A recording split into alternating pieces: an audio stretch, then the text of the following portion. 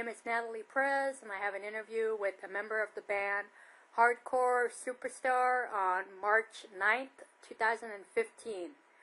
First of all, can you introduce yourself and tell me what you do in the band? My name is Martin, and I play bass and write a whole lot of songs as well. Great to hear. Can you please tell me the reason as to why the band is called Hardcore Superstar? I've never heard the story. No, there really isn't any good stories to it. It was, we saw it actually in a lyric of some other Swedish band. That I don't remember the name of the song, but it says, I really, really want to be a hardcore superstar. And we were like, yeah, that's a cool name for a band. So that's just what it is. And we talked about, you really want to be hardcore down, you know, really, really want to be into the music. And so I really think it's like every band name in some point in the beginning are pretty stupid sometimes, but I think it works for us. And it's in the beginning, everybody, when we played the small clubs in Sweden, they were like the audience, you're not hardcore. What the fuck is this? And we get yelled at a lot. Yeah. But now people know that we're not a hardcore band.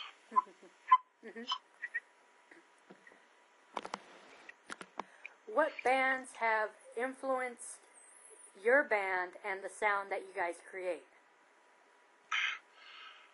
I think the early LA scene, like, of course, Van Halen is a really, really big inspiration for us, but Quiet Riot is a band that we all love, and Motley Crue, of course, and a bit later, Guns N' Roses. But we all grew up with bands like Slayer and Anthrax and, you know, the thrash metal in the beginning of the 80s.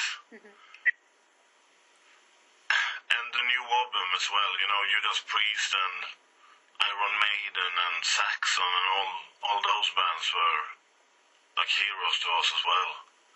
So we had a pretty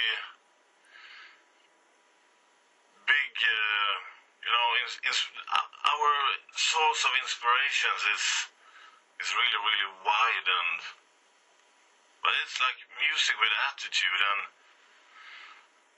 But I think the band I just told you about is the big inspiration why you wanted to start.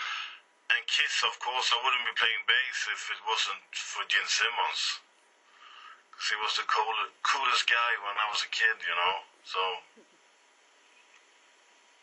that's the band. What lyrical theme do you guys use in your music, and do you write your own songs? Yeah, all the songs. One song we written with a friend before this last album. The Liberation song on the first album we wrote with a friend. And on this last album, when we started playing together, me, Addy, the drummer of the band, and Yuki, the singer, we started playing back in '94 in a band called Link, and at that time we had another guitar player. And on the last album that's going to be released in April, we wrote 3 songs with him on this as well. And that songs actually that we wrote like 20 years ago, but we never finished them back then. But we finished them now, and it went out really well. And lyric-wise, it's pretty much, I couldn't say that we have like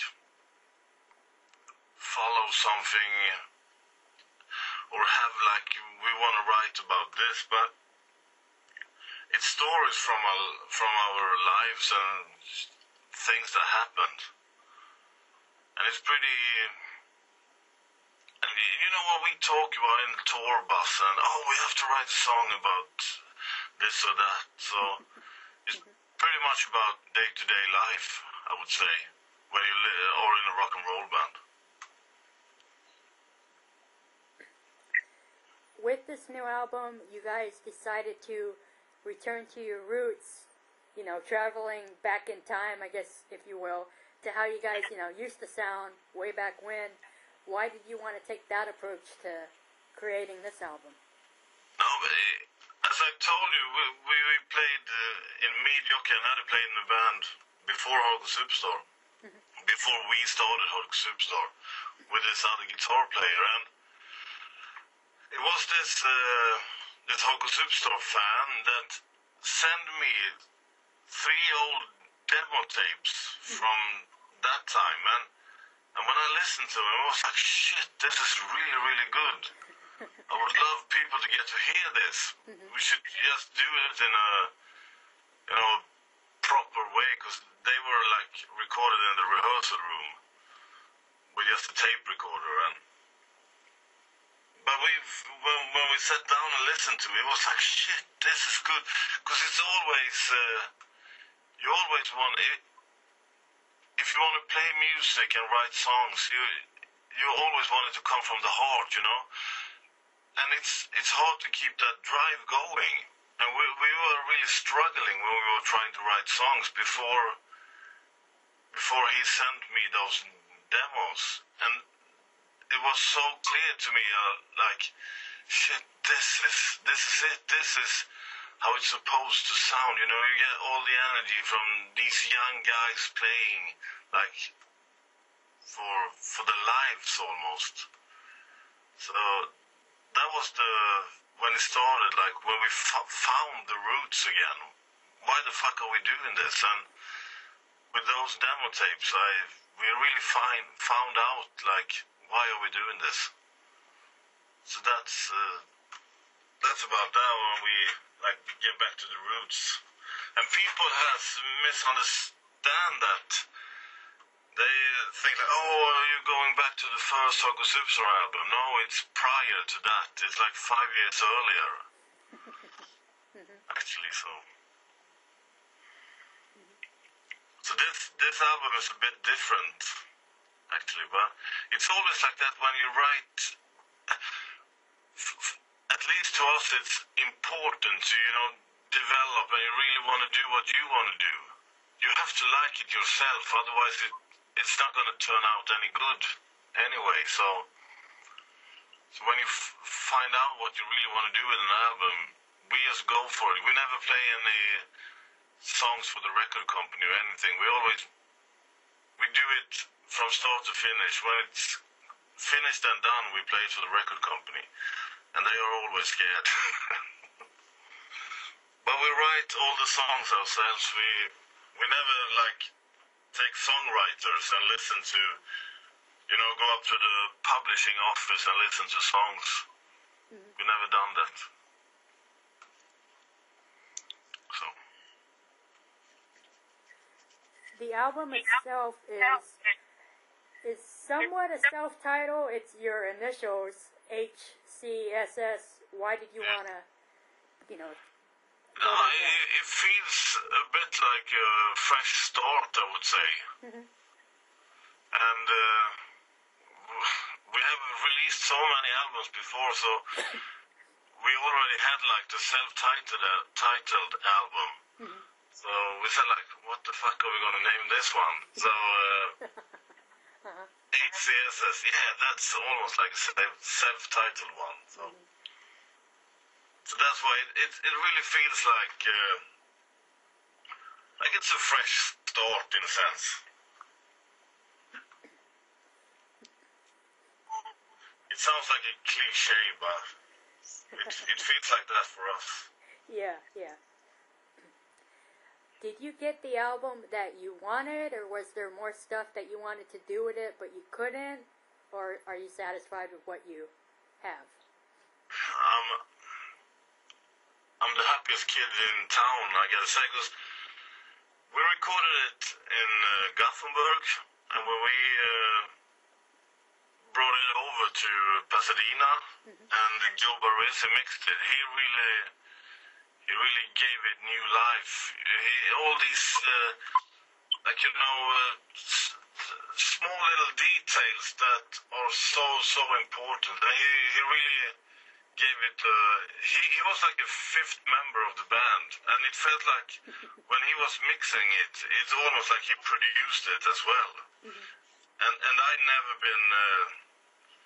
It's never been like that before. So I'm really satisfied with the results of the album.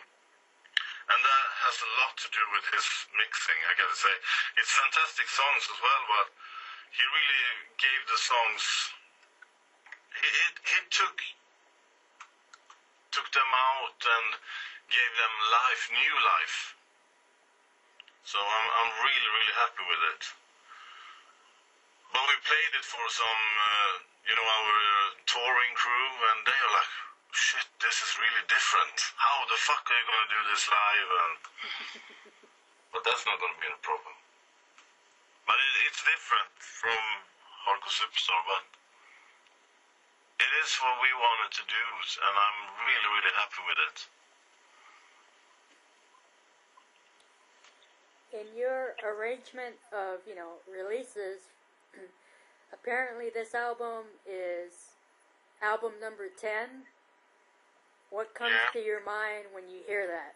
10 albums. It's a long time, but it's if someone would have told me, like when we released the first one, that hey guys, you're gonna spend the next 15 or it's 15, 17 years. I think the first one was released at 98 or 97. If someone would have told me, like, you're gonna tour the world for the next 15 years, I would be like, yeah, right. So, but I'm living the dream. I gotta say that, because you spend your time doing what you really love, and you travel around the world, and it's fantastic, and you should be humble to it, because it could end. But it's fantastic. And if, as you asked me, if someone would have told me that like 15 years ago, I would probably think he's just he's stupid or out of his mind. But in a sense, I couldn't do anything else. I don't know how to do anything else.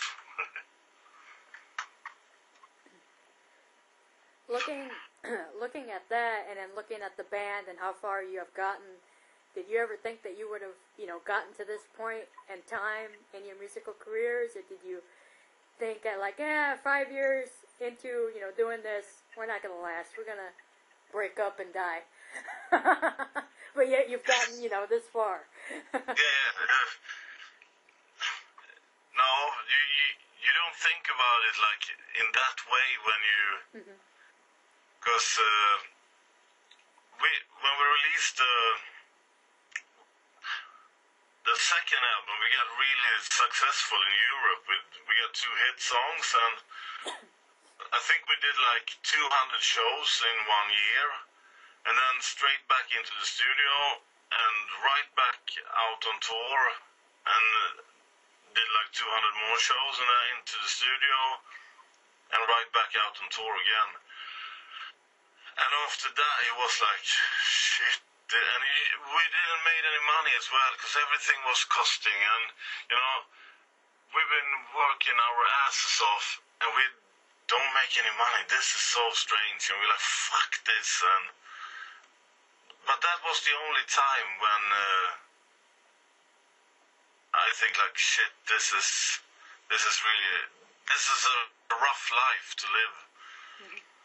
But you get back home and you get 2 weeks off, and then I gotta call the guys, we gotta write some new songs,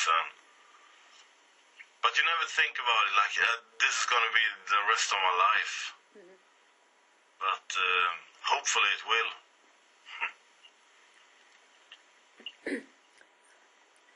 It's been... And we've been together for so long now, so we are like a married couple almost. We've been playing together since 94 or 93 or 94, so Yeah. we know each other pretty well these days. Well, that's always good, no? Yeah, it's always good.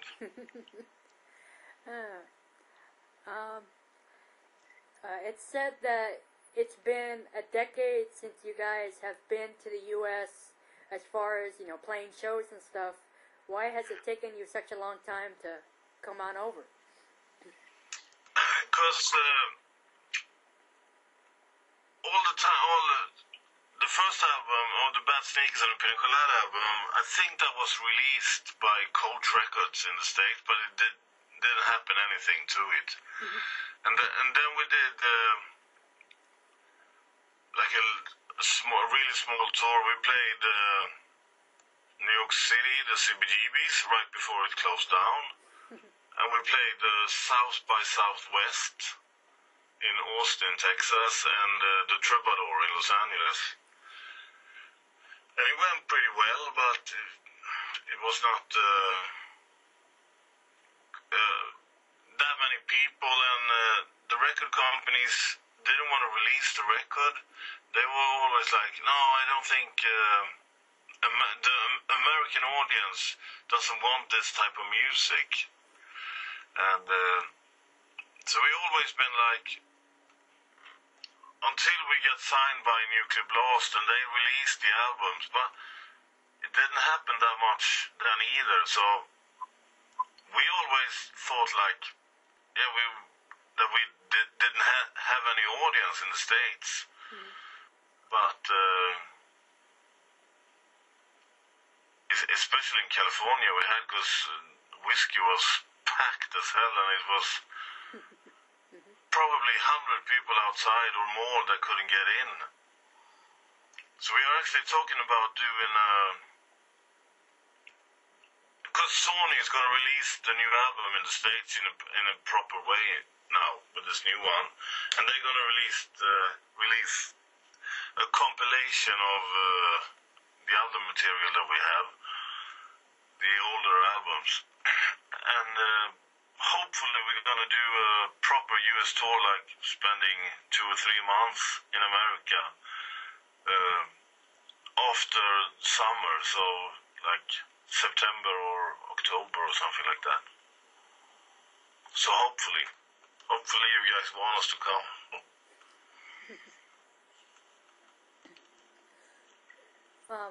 What was your experience like being here in the U.S. again compared to being over there overseas? After this time when we played the whiskey, we was like, shit, we gotta get back, we gotta do an American tour, we gotta go. I don't want to go home. We were really, really happy with it, and we got such a great, the audience really, we felt really, really welcome. So yeah, for us it was fantastic. That night at the whiskey I was so happy, because it's always, I wouldn't say scared, but we haven't been here for 10 years. Is there going to be any people there, or but it was fantastic. That night was really, really cool, and I want to do it again soon. So I was yeah, it was fantastic. I want to go back soon. As you've mentioned, you will be, making your rounds, touring across Europe, and then coming back over here to the U.S. What can we expect to see from those shows? Are they going to be, pretty much the same thing from both sides? Are you going to change it up, or what can we expect to see? Yeah, we always tend to change the songs really, really much. We have actually talked about, because we haven't been in the States so many times, and the audience haven't got the time to see us, so we were a bit like, we should put on the our homepage or the Facebook site, or that people could like tell us what songs they want to hear, and we want to do a set list with 21 songs, and you can choose the songs for us. That would be really cool. So, well, we always wanted to be our live shows. At least I feel that way, and I think the audience feel it as well.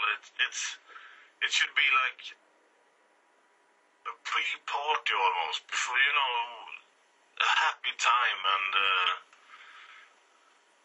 yeah, you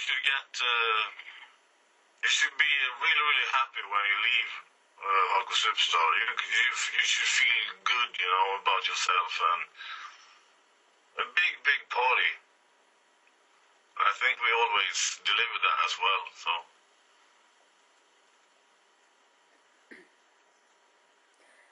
Like you mentioned earlier, your band has been around for about 17, 18 years, which is pretty close to 20.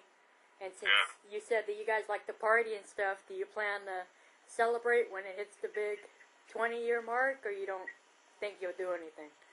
No, I think we have to do a big, big thing about that, because there's not many bands that stick together for that long.